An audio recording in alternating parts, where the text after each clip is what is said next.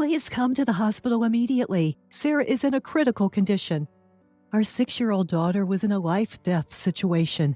I begged my husband to come to the hospital right away, but he responded harshly. Stop with the lies again. And to use our daughter's life as bait, you're the absolute worst. I am being for real. Why won't you believe me?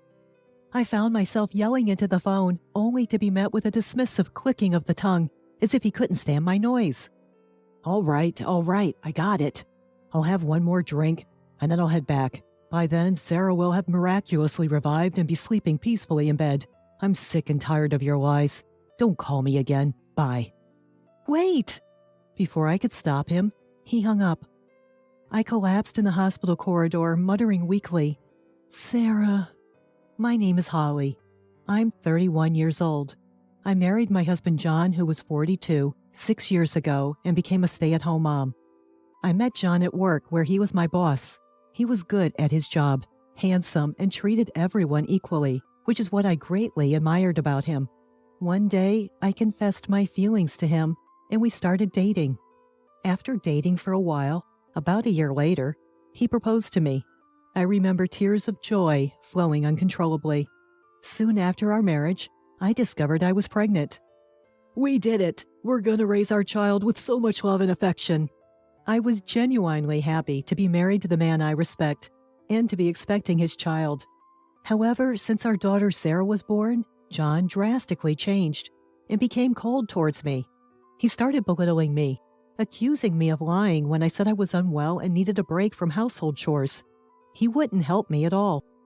When Sarah was a baby and often cried at night, he would shout, "She's annoying! Put her to sleep quickly!" Many times I found myself in tears, living a life far different from the family life I dreamt of.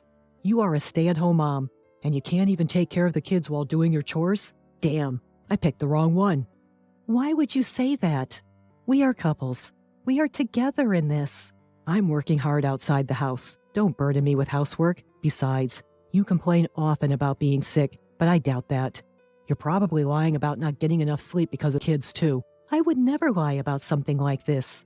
Household chores aside, Sarah is our daughter. You have to take part in raising her, too. If you want people to help you that badly, why don't you hire a housekeeper? That's only if you can pay out of pocket, of course. He never listens to me, and the more I plead, the more he accuses me of lying. I could take his insults, but it hurt that he didn't even care for our daughter. I didn't even know if he had any affection for Sarah. Getting divorced did cross my mind, but as a stay-at-home mom, I couldn't muster the courage to leave the house with my daughter. But I made up my mind to be a parent who can protect my daughter, Sarah. If something ever happened, it seemed that Sarah vaguely understood that her father John and I were not getting along well. But she has grown up to be such a kind child, often stroking my head gently and saying, "Thanks for everything, Mom." Each time, I would gently hug Sarah and tell her, "Mommy loves you a lot, Holly." But suddenly, one day, something very precious to me got taken away. It happened on Sarah's 6th birthday. The 3 of us were planning to celebrate her birthday together. I was busy with preparations since morning, and I was mostly done by before 3 p.m. Just as I was about to go buy her birthday cake, I received a call from John. "I got roped into a night out with my colleagues. I'll be home late." "Today is Sarah's birthday. You promised you would be home." "Can't be helped. I was invited out. I'm popular, you see." John seemed pleased with himself, laughing smugly. "Popular my foot. They probably just want you to pick up the tab."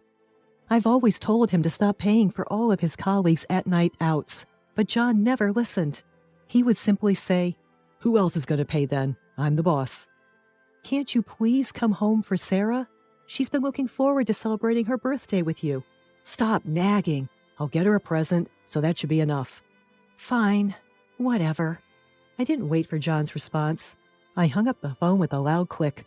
Slamming down the receiver gave me a sense of relief. I shouldn't let this get to me. Today is all about Sarah. I need to keep smiling. I decided to head to the local bakery and bought a strawberry cake, Sarah's favorite. All that was left to do was wait for Sarah to come home. But Sarah didn't come home, even as the evening fell and the sun began to set. Perhaps she was playing with her friends and lost track of time. But she was too late. Just as I was considering whether to go look for her in the park or call the police, The phone rang. It was a call from the police. Holly had been in a traffic accident. What? Is Sarah all right? She's been taken to the hospital, but it seems she's still unconscious. We apologize for the delay in contacting you. It took some time to confirm her identity. I need to rush to the hospital now. I regretted not giving Sarah a note with my contact details, but there's no point crying over it now. I rushed to the hospital, my face as white as a sheet. Please, God, save her. But then I was told by a nurse that Sarah was in critical condition. I suddenly felt all the strength leave my body, and I sank to the floor. She'd gone to school just fine this morning. It wasn't supposed to be like this. I kept trying to convince myself that it was all a nightmare. However, the sound of the machines attached to my unconscious daughter brought me back to harsh reality. Oh, I need to call John, I muttered to myself as I walked out of the room to call my husband. What? It's you again? Don't call me while I'm out drinking. Sarah got in an accident and is being treated at the hospital. It might be serious. Get here now. But my husband's responded saying, Yeah, another one of your tall tales. You just love lying, don't you? I'm not lying. Please, come to the hospital right now. Sarah is in a critical condition. Don't make up such lies. Don't hold any grudge against me just because I didn't come home for her birthday. Man, you terrify me. Haha. Shut up and just come here now. Sarah she might not make it. Before I knew it, I was pleading to my husband through my tears. The fact that my husband called me a liar and wasn't showing any concern for our daughter, even at a time like this, filled me with sadness more than anger. All right, I got it. I'll have one more drink and then I'll head back. By then, Sarah will have miraculously revived and be sleeping peacefully in bed. I'm sick and tired of your lies. Don't call me again. Bye. Wait! Before I could stop him, he had hung up. In the hospital room, I sat wiping my endless tears, waiting for Sarah to wake up. But she never did. Her birthday became the day she left us forever.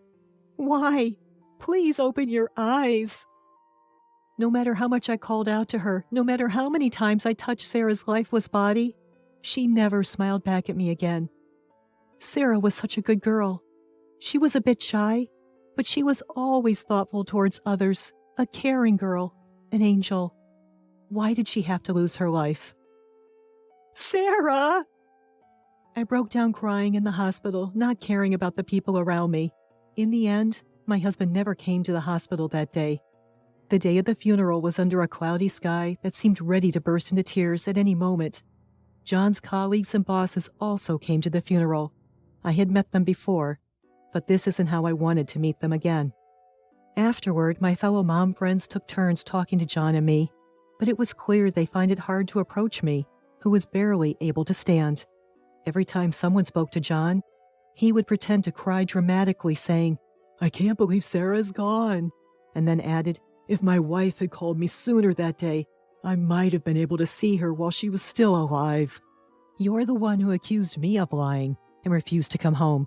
You're not even actually crying. John was seeking for everyone's empathy. At this point, I didn't even feel any anger towards him. All I wanted was to peacefully send Sarah off with all my heart.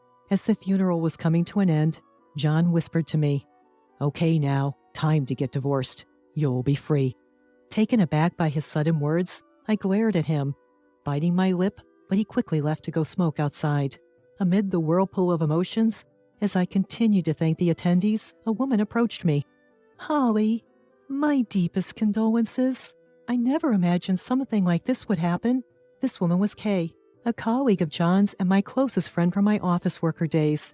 She came close and gently rubbed my shoulder. It was a moment where I felt, if only slightly, that my heart could rest since Holly passed away. 3 days after the funeral ended, I received a call from Kay while in a daze. When we met at a cafe near my home, she was very worried about me. She asked whether I was eating right and getting enough sleep. The fact that she checked in on me was more than enough for me. To be honest, I hate to be the one to tell you this, but the day Holly got into that accident, I was also drinking with John and other colleagues, and I saw when John picked up your call.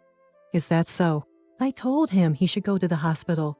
I should have urged him with more pressure. I'm sorry. There's no need for you to apologize, Kay. I know you told him to go to the hospital, and that's enough. Okay, I'm sorry. And I was really unsure about telling you this, but Kay slowly started telling me about John's recent behavior. She suspected that he might be having an affair with a young colleague named Lee at his workplace. Moreover, when everyone went home after drinking, it turned out he was alone with Lee. I hate to say it, but there have been rumors at the office about John and Lee. People are suspecting that they might be having an affair. I see. The fact that I was the only one unaware of this, being manipulated by John, filled me with anger. Kay, there's something I want to ask you. Yeah, you want to gather evidence of John's infidelity, right? I'll help. Kay, my best friend from my office worker days, already knew what I wanted to say. With Kay's assistance, I decided to gather evidence of my husband's affair at work. A week later, I got to learn more about John's affair from Kay. Apparently, John and his mistress were openly flirtatious at work, and they would frequently leave the office together after work and disappear into a hotel district. Kay had followed them and took photos and videos of them together. Kay, thank you for your all this. Holly, are you okay? If there's anything else I can help you with, don't hesitate to ask. I fought back the tears that threatened to spill at Kay's words of concern. Forcing a smile, that night, I presented my husband with a signed divorce paper. Let's get a divorce, please. Lucky me, I wanted to break up with you too. So I'm demanding $30,000 in compensation from both of you. What? That's too much just for a divorce. Gosh, you're all about money. I also know about your affair, and I have solid proof. I showed my husband the photos and videos of him with Lee that Kay had taken. He was shocked for a second, but quickly regained his composure and glared at me. Lies again. You really are a terrifying woman. You can always edit these pictures these days. Which detective agency did you hire? I knew you'd say that. At this point, Kay walked in from the room next door. Out of concern for me, she insisted to stay with me and had been waiting in there. My husband was taken aback by the unexpected guest. Why? These photos and videos aren't fabricated. I took them myself. You are the absolute worst. Your daughter has passed away and you're cheating too? If you don't admit it, I'll report it to our boss. Please don't do that. So, you admit that you were cheating, right? Yeah, I guess. My husband grudgingly admitted with a grimace. Okay, so we're getting divorced. Make sure you pay me alimony. However, even after admitting his affair, John refused to pay alimony. If you're going to be so stubborn, I'll consult a lawyer. Do you, a housewife, even have the money to hire a lawyer? I've been working online this whole time so that I would be able to raise Sarah on my own in case we ever get divorced. I was only going to use this money for Sarah, but I'll use it to get back at you. Until now, John had been looking down on me, even when I confronted him with the evidence of his infidelity. He seemed unfazed, but all of a sudden, he began to panic.